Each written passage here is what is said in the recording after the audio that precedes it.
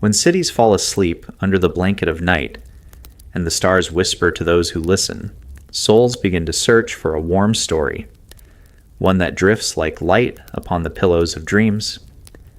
We invite you on a different kind of journey, a journey through time into the heart of the Egyptian desert, where a dream was born, unlike any before it, and never repeated after.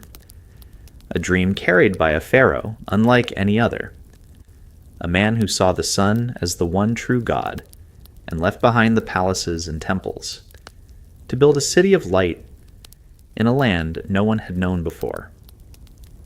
In this gentle documentary, we follow the footsteps of Akhenaten, the boy who became a king, the king who became a dream, and the dream that disappeared beneath the sands. So let the lights fade, and let the sun speak once more.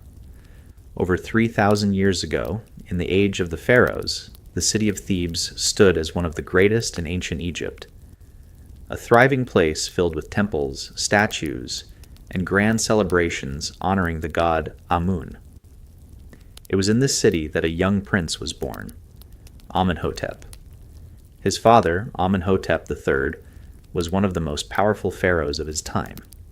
His mother, Queen Tai, was a wise and influential woman, said to be close to the king's heart and trusted in counsel. From an early age, the young prince seemed different from other royals. He was not drawn to lion hunts, nor to leading armies as his ancestors were. Instead, he was quiet, drawn to stillness and reflection, especially at sunset. He would sit on the palace balcony, watching the light fade behind the mountains, as if asking the heavens about the secret of this glow, this force that warmed the earth and gave life to all things. The prince grew older and studied at the palace schools. He read ancient religious texts and learned the names of Egypt's many gods, Amun, Ra, Horus, and more. But his heart was not at peace with this multitude. He felt there must be something else, something singular, a source of all things, something that gave life and light to the universe, something like the sun.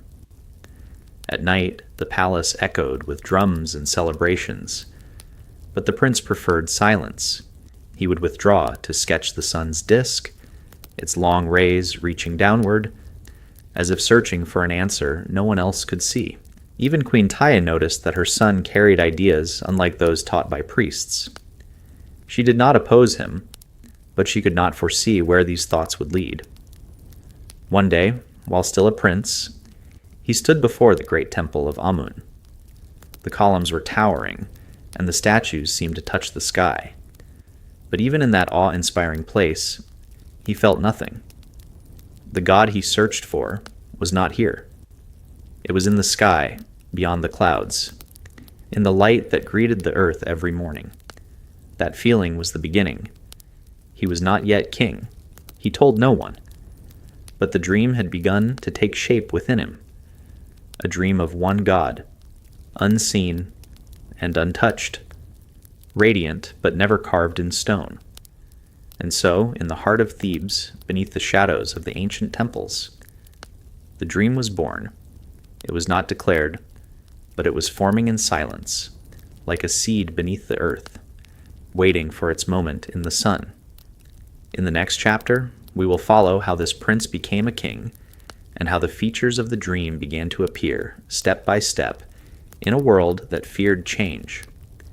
Around the year 1350 BCE, King Amenhotep III passed away, after long years of strong and prosperous rule. With his death, his son took the throne, the young prince Amenhotep IV, about whom people didn't know much at the time. He sat on the throne in a grand ceremony, amid royal rituals, music rising from the temples, and priests blessing his name and praying to Amun, the greatest god of the kingdom. At the beginning of his reign, everything seemed normal. The new king participated in the processions, stood in the rituals, and issued commands as the kings of Egypt usually did. But behind these appearances, there was a mind thinking differently, eyes that saw the world from another perspective, a perspective unlike those around him. He did not feel calm in front of the giant statues, nor inside the dark temples where incense burned every day. He began to change quietly, silently, without official announcement. But small signs began to reveal what was inside him. He started asking for the sun to be drawn in royal carvings more than usual, and he asked the scribes to write hymns describing the light of the sun instead of praising the many gods. As time passed, he began to avoid the name Amun in his writings, as if he intended to marginalize it little by little. Then something unexpected happened. The king decided to build a new temple in Thebes, but he didn't dedicate it to Amun. Instead, it was for another god who was not widely known, a god called Aten, the solar disk, a god without a statue, without a clear shape, just a circle that shines light. And when the king was asked about this god, he said, "Aten is the one who gives life to everything. He makes the plants grow, warms the skin, and lights the hearts." At that time, people started to wonder, is what the king is doing just a new addition to the list of gods? Or is there something deeper, a bigger change coming? As for the priests, worry began to creep into them. Their power was based on the worship of Amun, and they owned the wealth and the temples. And it was not easy for them to see a young king trying to remove them from the scene. But the king did not retreat. He began to reduce the appearance of priests in public events, and he became the one who led the prayer and who offered the sacrifice to Aten himself. And everywhere he appeared, he asked for the sun to be drawn above his head, its rays reaching toward him, as if he was receiving power directly from it. As for the people, they were divided. Some of them didn't fully understand what was happening, and others liked the idea of a single god, simple, who didn't need complicated rituals. They saw the sun every day, and they felt that it gave them life. So why wouldn't it be the god? In the palace, the king became more isolated. He would sit for long hours on the balcony, watching the light as it crept into the corners, and drawing with his eyes the circles of the sun on the walls. He was not an ordinary king. He seemed more like a poet or a philosopher. And as time passed, he no longer hid his thoughts. He said it openly in one of his texts. There is no God but Aten, and no life except from his light. These words were like an earthquake in the hearts of the priests, but they were also the beginning of a new era, an era that began in Thebes, but would not stay there for long. And in the next part, we will follow how the king expressed this great change, and how he chose for himself a new name, a name that carried the entire dream within its letters. A few years after he took the throne, specifically in his 4th year, around 1306 BCE, the young king announced a decision that changed the course of his life and the life of the entire country. In a quiet, yet powerful moment, the king stood before the men of the palace and said in a steady voice, "From today on, the people shall not know me as Amenhotep IV, but by my new name, Akhenaten, meaning beneficial to Aten."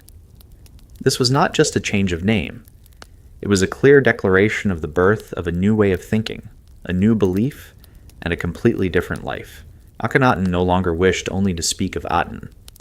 He wanted his very name to be a reflection of that faith. Every letter in it carried the light and carried the dream. From that moment on, he stood before everyone as a servant of the sun, a voice for the light, and a representative of the one God. But this transformation did not come suddenly. The king had spent many long years thinking about the meaning of life, and about the secret of the light that fills the earth every morning. He felt that the multiplicity of gods confused people, scattered them, and made them run after rituals they did not understand. But Aten was different. Simple, clear. He did not need statues to represent him, nor many priests to stand between people and the sky. It was enough to see the sun and understand that life comes from it. But this dream was not easy. The priests, whose power was based on the worship of Amun, began to feel a real threat, because in the light of Aten, their authority might be taken away. They had control over temples, over wealth, and even over people's minds. But now, the king was whispering something else to the people. That light does not need intermediaries, and that the sun alone is enough. And in the name of Aten, Akhenaten came to say something no one before him had dared to say, that the priests are not the intermediaries between people and the god.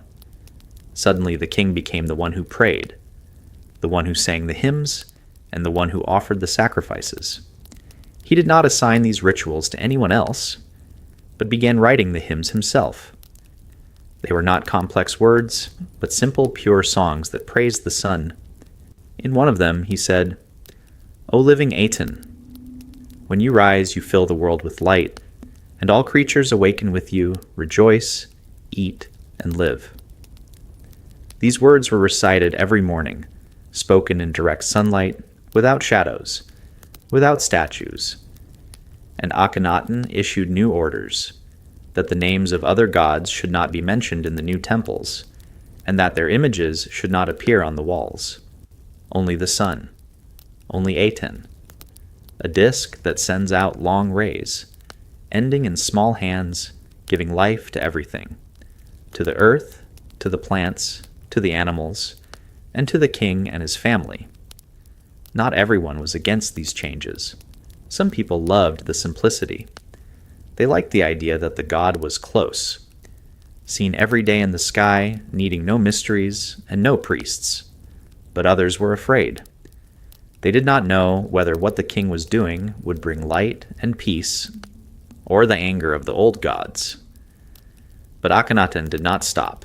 He believed in his dream, certain that light is stronger than fear, and that truth does not need towering temples, but only a heart that believes. And during that time, a new idea began to form in his mind. It was not a temple, nor a new law, but a city that did not carry the traces of the past, nor the temples of the old gods.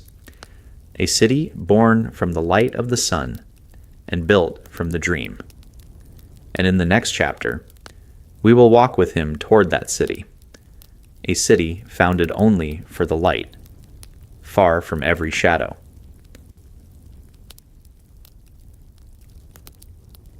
In the 5th year of his reign, around 1345 BCE, Akhenaten made a decision that no king before him had dared to make. It was not the decision to build a temple, nor even to issue a new decree. It was a decision far greater than that. To build an entirely new city, a city unlike any that came before. A city where only the sun would be worshipped. No idols, no priests, no inherited rituals. He saw that Thebes, the old capital, had become heavy with the shadows of the past. Every wall there carried the name of Amun, and every temple was under the authority of the priests who opposed him. He no longer felt that this city belonged to his dream. He was searching for a pure place, a land not defiled by the worship of many gods, a place born from light, and where the sun would rise every morning, unobstructed by anything. Akhenaten chose a simple patch of land between the Nile and the mountains, a land where no one lived. There were no temples, no tombs, no old symbols, only pure stillness, far from the noise of Thebes. A land that looked out to the horizon and received the sun at its very first rise. And he gave this city a new name, Akhetaten, meaning the horizon of Aten, as if it were a city built on the edge of the sky, where the earth meets the light. Construction began quickly. The city was not as luxurious as Thebes, but it was different. The streets were straight, the houses were simple, the walls were painted with the sun disk, sending its long rays to everyone who lived there. There were no statues of many gods, only images of the sun filling the space. The windows were wide, letting in Aten's rays every morning, as if they were warm messages from the sky. And in the heart of the city, a great temple was built. But it was not like the old temples. It was not dark, nor covered by high ceilings. It was open to the sky. Akhenaten would pray there himself, raising his hands in the air, reciting simple words about life, about warmth, about light. And the people followed him, some out of faith, some out of loyalty. Among them were engineers, craftsmen, and scribes. Entire families left Thebes to live in the new city. They felt something different, as if the city was pulsing with calm, as if it was not just a city, but a place for forgetting and reflection. Even the children in Akhetaten no longer drew the kings as before, but they drew the sun, that golden disk which appears to them every morning, bringing warmth and joy into their hearts. In the streets, songs were sung for Aten, not for Amun. Everything in the city revolved around a single moment, the moment of sunrise. Every wall welcomed the light, and every heart waited for that glow, which hides no face and never disappears into the shadows. And Akhenaten did not live in a palace isolated from his people. His palace was simple, with no barriers or tall towers, filled with light from every direction. Sometimes he would go out, sit among the people, or ride his chariot and tour the city. He would observe the fields planted by the farmers, and listen to the laughter of children playing under the open sky, as if they knew the sun could see them and bless them. But despite all this light, clouds were gathering on the horizon. The priests had not forgotten, and they never stopped watching what was happening. They were still there in Thebes, watching in silence, making their plans and asking themselves, how could the sun build a city? And would they allow it to remain? In the next chapter, we will see how everything began to change. Even the art itself, even the images of the kings, when the light entered hearts before it reached the walls. In Akhetaten, it wasn't just religion that changed, but art as well. Akhenaten believed that art should not only show strength, but should show truth. That's why the drawings during his reign began to reflect scenes the Egyptians had never seen before. The king was no longer shown holding a sword, or striking enemies in front of soldiers. Instead, he was painted sitting with his family, laughing, or kissing his children under the sunlight. In one image, Akhenaten is shown holding his young daughter's hand, while the sun gently extends its rays over them. And in another image, we see him with his wife, Nefertiti, eating together, laughing, and appearing like any married couple, sharing a real moment of life. This was not common in ancient Egyptian art, but it became natural in the City of Light. Even the way people looked in the drawings changed. Faces were no longer identical, and bodies were no longer perfect as they were before.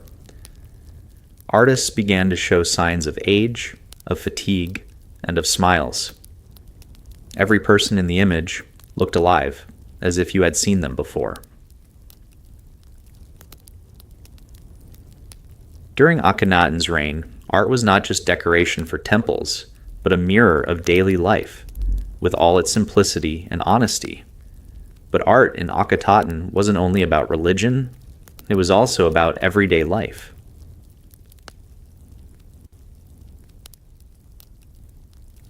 The clothing in the drawings became light and simple, revealing the movement of the body as if it were dancing with the light. And the sun was present everywhere, not as a silent background, but as a source of life. It was drawn in the sky, sending its rays to everyone, the king, the children, and even the animals. This change did not please the priests of Thebes, who were used to art that portrayed kings as gods, without smiles, without weakness, without emotion. But here, with every painting, the dream grew. a dream that life could be simple, warm, and full of light. In the next chapter, we will get closer to the woman who stood beside Akhenaten and shared the dream with him, moment by moment and image by image, with every sunrise. In the city of Akhetaten, Akhenaten was not the only one who carried the dream.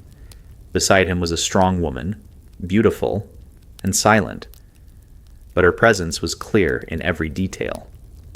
She was Queen Nefertiti, whose name came to mean, "The beautiful one has come." Nefertiti was not just the pharaoh's wife, but his partner in everything, in rule, in religion, and in life itself. From the very beginning of the dream, she stood by Akhenaten without hesitation, joining him in prayers, accompanying him in festivals, and appearing with him in the carvings as she offered offerings to Aten. And in those scenes, she did not stand behind him like a shadow, but beside him, in a clear position of equality. She raised her hands toward the light and looked at the sun just as he did, as if she believed in it with the same strength and devotion. In the royal court, Nefertiti moved with confidence. She wore her own crowns, carried the symbol of Aten, and appeared in the images as a true queen, not only ruling beside her husband, but in her own right and with her own strength. In one remarkable carving, she is shown striking down an enemy with her own hand, a scene never before seen for a woman in ancient Egyptian art. It was a clear statement that this queen was not only beautiful, but capable. Nefertiti's relationship with Akhenaten was more like a spiritual partnership. She did not only love him as a husband, but shared his faith in the idea of monotheism, stood by him in building the city, and sat beside him in the open temple, listening to the new hymns he wrote for Aten, as if she memorized them with him, word by word. It is said that she played a major role in spreading the idea of the one God, especially among the women of the palace and the royal families. Nefertiti gave birth to several daughters from Akhenaten and appears in the carvings holding them and playing with them, with the tenderness of a mother and the joy of a queen. She did not hide her motherhood, but made it a part of daily life in the city. She loved to appear with her daughters under the sunlight, as if saying, "This dream does not belong only to the grown-ups, but to the next generation as well." And while the priests were plotting in Thebes, watching the dream from afar, Nefertiti was there, laying its foundation, brick by brick, in the city of Akhetaten. She may not have carried a sword, but she fought in her own way, with words, with presence, and with unwavering commitment. Yet, despite all this presence, despite all this strength and symbolism, Nefertiti remained a mystery. No one knows exactly how her life ended, nor where she was buried. She vanished from the inscriptions suddenly, just as she had appeared suddenly. Some said she died young. Others believed she ruled alone after Akhenaten's death, under another name, but the truth remained lost in the sands.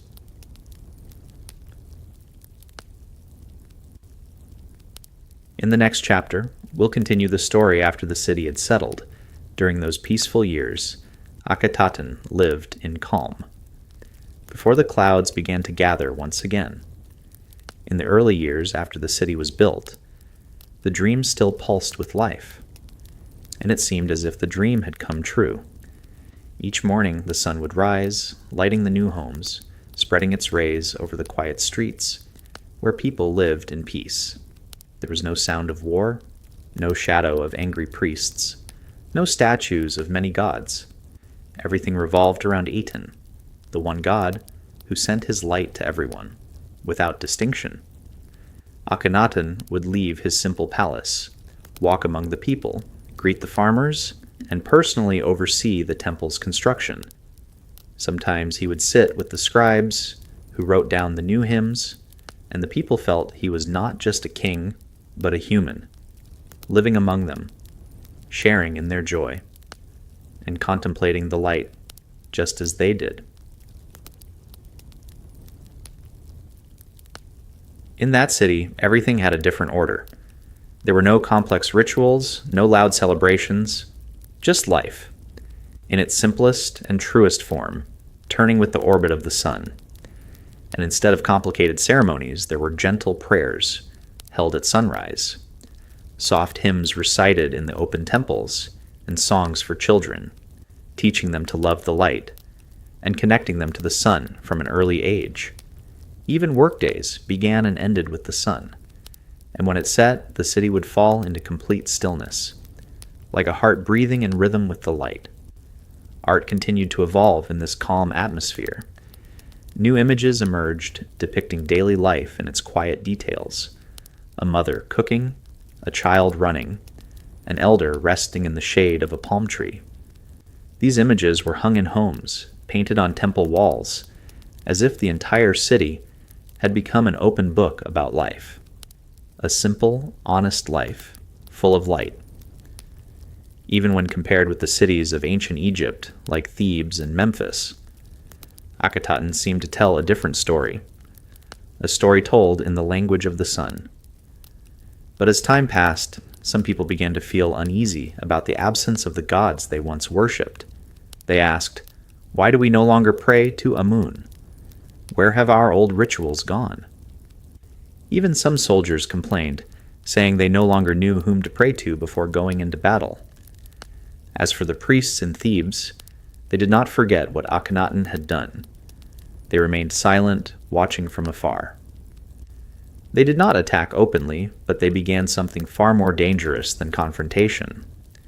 They started convincing people that what was happening in the new city was unnatural, that the old gods were angry, and that chaos was inevitable. And though the sun still rose every morning, casting its light on the walls and on the faces, worry began to creep into the hearts. No one knew where the danger would come from, but the feeling of it kept growing, day by day. And in the next chapter, we'll witness how everything began to break, how the sun, once a symbol of warmth, became a long shadow, paving the way for the end of the dream. By the 17th year of Akhenaten's reign, around 1333 BC, the signs of collapse were clear. At first, no one noticed. Life on the surface seemed the same, but beneath it, everything was changing. Crops began to weaken. Water grew scarce. Drought spread across the edges of the land, and with drought came hunger. People started to murmur and ask, "Where is Aten? Why won't he save us?" Soldiers returned from the borders with troubling news. Tribes were attacking smaller towns, and the defensive system, once strong, had become fragile and weak. From the outside, everything looked stable, but on the inside, the dream was cracking. There was no one left to lead the army. Some commanders withdrew. Others lost their loyalty completely. Inside the city, Akhenaten himself grew distant. He was no longer seen often, not in the public squares nor in the temple. Some said he was ill. Others believed he was simply tired of resisting. And as the months passed, the dream, which once filled the city with light, began to quietly fade. With this weakness, the names of the old gods returned. In faraway villages, people began praying to Amun again, burning incense in secret. And in Thebes, the priests began to move once more. They were no longer afraid as before. They knew. The moment of reckoning had come. Then came the moment no one expected. One night, the news spread in a quiet, unsettling way. King Akhenaten was dead. No one knew how or exactly when. He vanished suddenly, just as he had appeared. No public funeral, no official text to tell the end. Only a heavy silence and bewildered faces. And after Akhenaten's death, everything collapsed quickly. There was no one left to carry the dream nor to defend the city. Akhetaten, once a capital filled with light, became an abandoned place. People left one by one. Homes were left as they were, temples emptied of their hymns, and the paintings on the walls began to fade beneath the same sun that had once meant everything.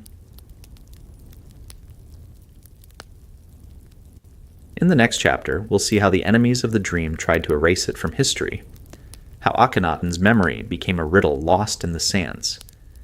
For after his death, things did not pass quietly. A new phase began, one with no desire to understand nor to remember, but only to erase and forget. The first to move were the priests of Amun in Thebes. They had been silent for years, watching from a distance, waiting for the dream to fall on its own. And now, with its creator gone, they felt the time had come to reclaim what they had lost. But they didn't declare war. They carried no swords. Instead, they brought their other tools, the tools of erasure. With simple orders, they began to remove Akhenaten's name from the walls, in the old temples, in the palaces, in every carving where his name had once been etched. They scratched it out until it disappeared. Even the word Aten, written within the sun disk itself, was defaced. They wanted nothing to remain. No trace of the king or his god. Then came the statues. In Thebes, Memphis, and the nearby cities, every statue of Akhenaten, of Nefertiti, even of their daughters, was smashed. It was as if they tried to shatter the dream itself, with stone, before it could fade from memory. Even the images of love and tender fatherhood were erased without mercy. As for Akhetaten, the city itself, its life did not last long. After the people left, it became abandoned, silent, forgotten. Then, it was looted, dismantled, its stones pulled out, and carried away to build other cities. Its columns sank beneath the sands. It was no longer a capital, not even a name in the royal records, as if it never existed. And Nefertiti? She vanished from the records as well. No tomb, no statue, no clear ending. Some said she died before Akhenaten, others claimed she lived on under a new name, but the truth was never known. All that remained was silence and shattered faces on stone walls. Yet the erasure wasn't the end. It was followed by replacement. New kings came, and the worship of Amun returned. The priests regained their power, and the old rituals were restored as they once were. Even the children in schools no longer heard the name Akhenaten nor Aten, only the names that history allowed, once again. And in the next chapter, we will go to the place where the last trace remains, among the sands and scattered stones, where the sun still leaves behind a faint mark from a time when light was a song, not just a memory. Today, more than 3,300 years later, a traveler stands on dry land, called Tel El Amarna. There are no palaces, no grand statues, only scattered stones and the foundations of homes, buried beneath the sand. The place is silent, and the wind drifts slowly above, as if guarding a secret long forgotten. This land, though it seems lifeless today, has not lost everything. Among the stones, simple carvings remain. They show the king, Akhenaten, raising his hands to the sun as the rays of Aten reach down to him, just as they did thousands of years ago. Some images are erased, some words barely legible, but the presence endures. Archaeologists who came to this place found shards of pottery, fragments of statues, and tools once used in daily life. These things, though small, tell a story not written in ink, but preserved in the dust of the city. Today, when a visitor stands there, they hear no sound, but there is a feeling that cannot be ignored, as if the place still holds a soul, the soul of its maker, as if the sun, which once rose upon this dream, still passes above it every morning, whispering to the earth that light cannot be erased so easily. Perhaps Akhenaten's name was forgotten, and perhaps his temple was erased, but his dream remained.